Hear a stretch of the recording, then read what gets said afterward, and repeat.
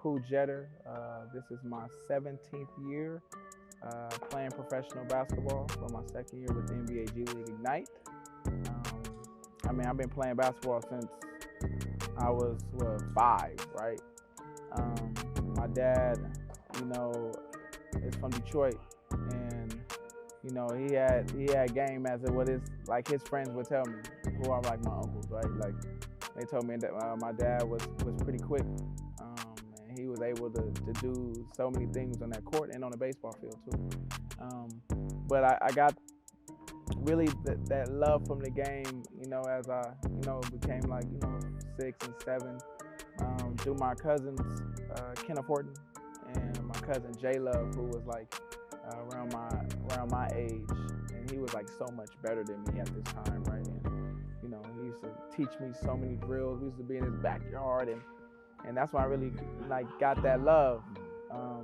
And as I got that love, I stayed like in my front yard. Like I was in my front yard like every day, or just coming up with drills like up the block.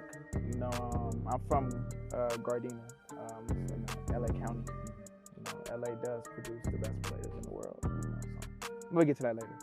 But the beauty of how this really, I'll fast forward, right? Like, when I was a youngin', I was surrounded by pro players. Now, I wasn't ranked or nothing like that. I didn't play in high school. I went to high school, but I was around pros. So Baron Davis, who was like my right hand, in high school, he was like one of the best in the world, and he was so connected to our AU program. Like he used to come and just coach with Dart Stamps. Like Dart is a legendary coach in LA. So that's when the mentor part, as I recognized, was like, oh, that's something I have to do. So Baron Davis started. Then I had a close relationship with Lucius Harris. That was with the Nets, who's famous for when he's wearing a mask. When I was in high school, he sent me to the NBA Finals. Was in San Antonio, just to like they was on that mood. Like if I could do it, you could do it too, right? So my cousin Solo had that connection with Lucius. Then I've been knowing Coach Jason Hart, right? We call him Heater, we call him Baby J. But Jay Hart, right? I've been knowing Jay Hart since I was a teen, like in the early teens as well. And he was another person coming back to the city, getting with the youth and information. And so as like Mil Palacio. So I have 4 NBA players like at this age having access with information. Like I wanted to, do what they were doing, and I saw the value of that. So me playing at Sarah High School, then going to University of Portland, graduating. Then I started my pro career. And once I started my pro career, it started later on. Like when I got to my 30s, that's when I started tapping in more with the youth. These last, I would say, 5 years, I have been able to give so much information on how to be a pro, not just on the court, but off the court. And, the value of me playing all over the world, right? Like, even though I started my career in the D League with the Colorado 14ers, and then, going overseas to ACB in Spain and in Ukraine, then going to France, then going to Israel, playing in Jerusalem, then going, getting that NBA opportunity with the Sacramento Kings, and going back, then being in China for 8 years. So I've seen and played against the best players in the world because I was able to also get a Ukraine passport, right? But when they created Ignite, I will never forget when Sharif Abdul-Rahim and Brian Shaw and Rod, they was hearing so much of what I was doing, back home. I had all the youth, girls and boys, just working out with me. And I was seeing the results like, dang, this little detailed information, that's all they need to know to become this type of player. So like Peyton Watson, who, got drafted last year, like going into his junior year of high school that summer, he was working out with me, you know, and then playing a little AAU, but it was just the type of information that we was giving him. Then next thing you notice, his junior high school, he blew up. I'm like, that everybody that was in that group was all league or MVP. So we was like, yo, like myself and the trainer, like Dev in the lab, who's known to be the snitch ref, right? Like, you know, we came together to give back this information, and you know, everybody started hearing about it. And when they created Ignite, I was like the first call, but I just didn't know what it was. I didn't know what this was. So, you know, I just watched like Amir Johnson, who's from LA, and Bobby Brown, who's my best friend. I watched them. I was like, oh wow, like they're actually playing, you know, and being the example. So when when Coach Hart, you know, got the job, he was like, you ready? I said, man, let's do this. And we on year 2. So I love that, yeah, because you bring a unique perspective to this team and stuff like that. You know, you talked about mentorship and now giving back, but you know, what have you kind of imparted to this team as both a mentor and an example on the court?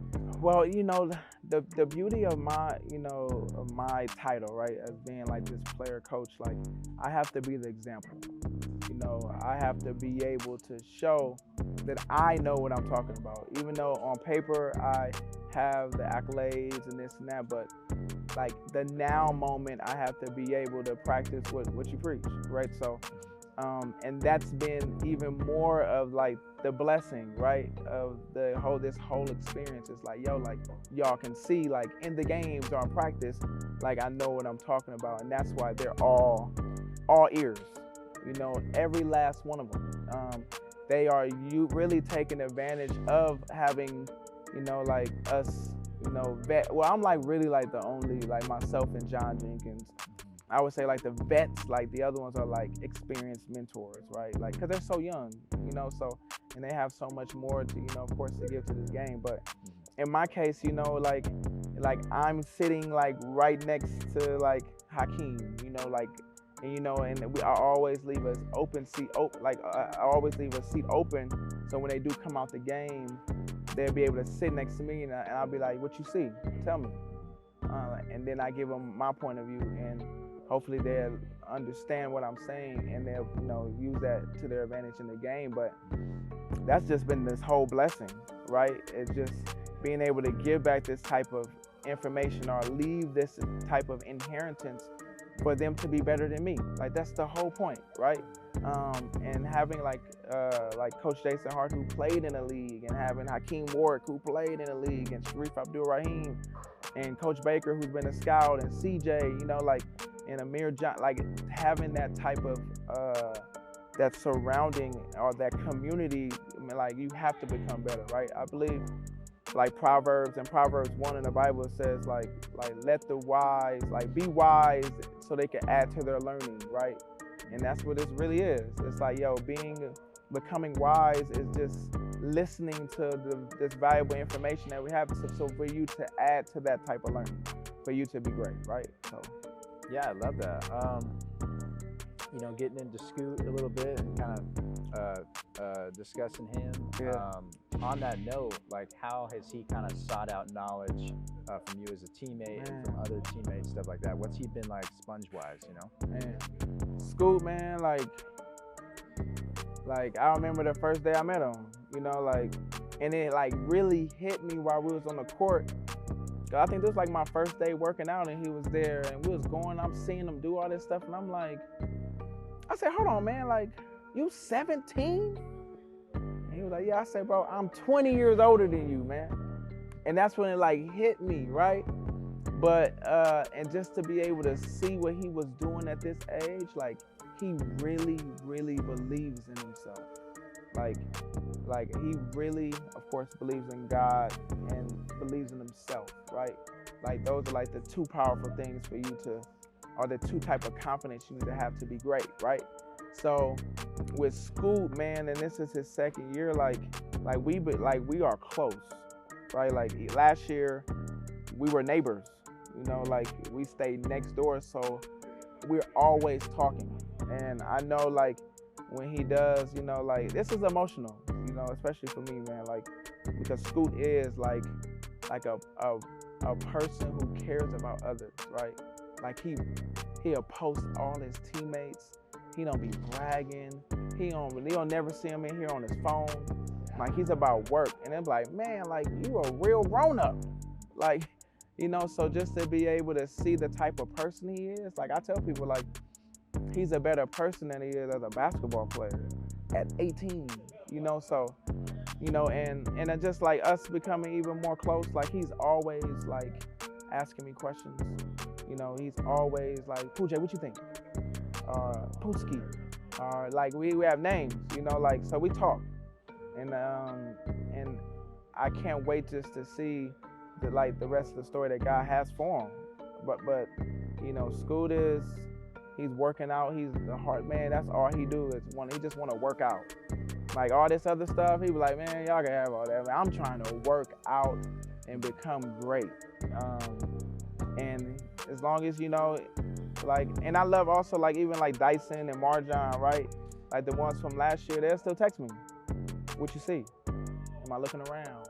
Or if I'm doing this, then doing that. So with Scoot, man, like when this is over, and I told him, I said, I'm gonna be at that draft. I'm gonna be there, you know, because like this is the moment, man. And it's like, wow, like this is like my first time really playing with people who are actually getting drafted. So I'm really like seeing like the process, you know, and seeing them really accomplish their dream. You know how hard it is to do what you love to do and get paid to do what you love to do?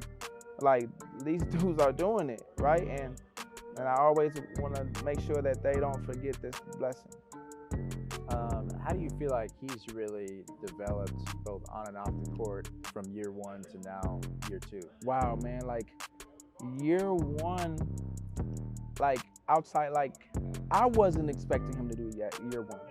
Like, bro, like the stuff he was doing at 17, it was like, God dang, like he's really like doing what he was doing in practice in the games and just learning and getting with, you know, the coaches. So year one was like, here I am. Year two is, I'm gonna show you that I can run a show. I'm gonna show you that I can run the team. Because now as you're going into year two, that's what they want to see. Because whoever you're drafted to at the 1 or 2, whatever, that team is in this type of situation. Like young players that you have to really show that you can lead. This will be actually your 3rd year as a pro, but it's going, of course, your first rookie year in the NBA, but this is your 3rd year. You got to show that you know how to run a team. So that's always been my conversation with Scoot this year, and you can see it, you know. But of course, through the whole process, he's experiencing these coverages and just seeing how. And I love when he makes mistakes. I love it, man. But get that, like you have to have these type of humps to get over, right? So you gotta be able to experience this type of things. So I love this whole process for him because he's really starting to get it, and now he's putting everything together, which should make him even more of a powerful player. Is there any like example or story that comes to mind, be it in practice or a game or whatever, when you were like, man, this guy is different, he's special? Oh yeah, well that's almost every day. Like I have to guard him, you know. So it's ways with Scoot just being so strong at this type of age. It's like, man, I wasn't playing against people this strong when I was, you know, in high school back in 2002. You feel me? Like, but with just Scoot and just him understanding, get to his spots. And like I said, me being here for 2 years and seeing how he's listening, but his actions are showing that he's understanding. But my favorite Scoot story, right? Like, is like we're neighbors, and this is like off the court because we spend time. I have 2 stories. I remember calling him one time, and I was like, man, what you doing, man? He was like, oh man, I'm at the park. I was like, what you doing at the park, man? He said, I'm reading. I said, dang, like, you reading? Dang, we gotta go to Barnes & Noble then, because I gotta get some books so I can read, you know, even more. So just seeing that was like, his family is amazing. You know, his family has that foundation for him and the rest of their kids to be great, right? But I have a funny story, man. The alarm was going off in our building, right? And the alarm was going off, and like I said, he's next door, so I'm knocking on the door just to make sure he was good. He had his backpack on and this and that. I'm like, bro, where you going? And I said, man, and I heard somebody in the hallway, which made me, like, I thought somebody was running, and when I got to his door, he had his backpack on. I was like, bro, where you going? But, you know, with Scoot, man, it's just the highlights of him dunking on everybody, right?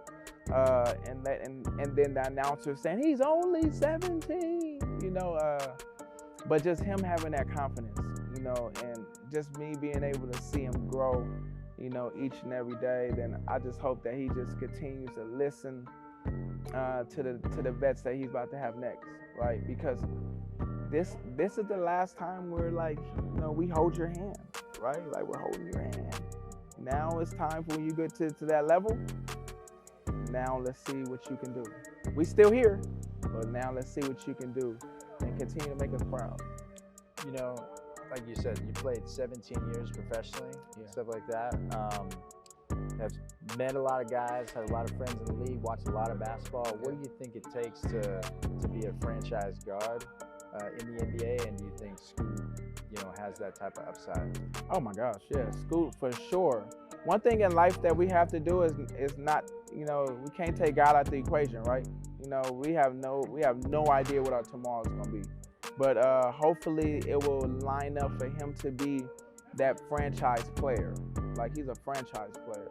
You know, he's a player that, as he's learning now, as long as he's able to run that team and to excite and entertain and have fun, right? Like, I just don't want them to get to the next level and they feel like it's so much pressure. Man, watch out, man. It ain't pressure if you made the pipes. You feel me? Like, go out there and do what you do. You know, we already here. We already give you the answers. And he's like a sponge, as in watching the game and watching players. So he has the opportunity to be huge in the NBA, you know? So he just has to get used to this part, you feel me? And working on that marketing and branding part, you know, for him to be the type of player that he deserves to be. But, you know, like I said, I just hope God, you know, continues to, you know, make his name great, like the names of the greatest men on earth.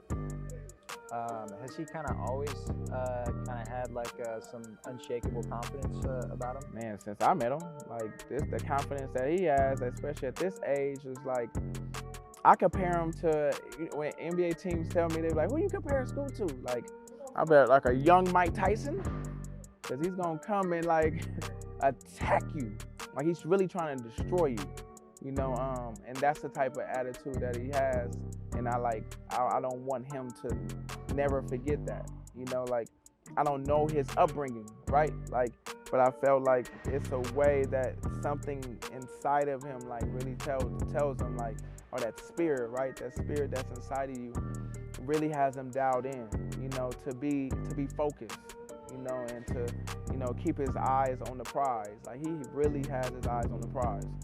You know, so, but, you know, he just got to continue to, hopefully, like, you know, never tire doing the right things, and just continue to outwork everybody and get to the gym early and just be him, right? Like, don't be nobody else, man. Just be you, and just continue to have fun and make this money. And we'll wrap it up with this, but you know, what's kind of your message to NBA players who are going to be, you know, facing them in the NBA sometime soon? Man, y'all better get ready. You know, like, y'all better get ready, because I don't think you guys have seen a player like this in a very long time, with this type of speed and athletic, and able to get to a spot. Like, he gets to his mid-range. Like, he's like a mid-range, but he will attack and dunk on you. And now he's learning more of his three ball, you know? So I just want him to be more aggressive on defense. You know, like, he's strong with that type of speed. He could be a defender. And I just need him to tap into that, so we could get in the conversations of being first team, second team, all defense, right? And once he's able to do that, like, you know, like, he's gonna experience so much more, you know, that's going to even help his growth, right? So, but yeah, y'all better get ready because he's coming. Awesome. Thank you for the time, man.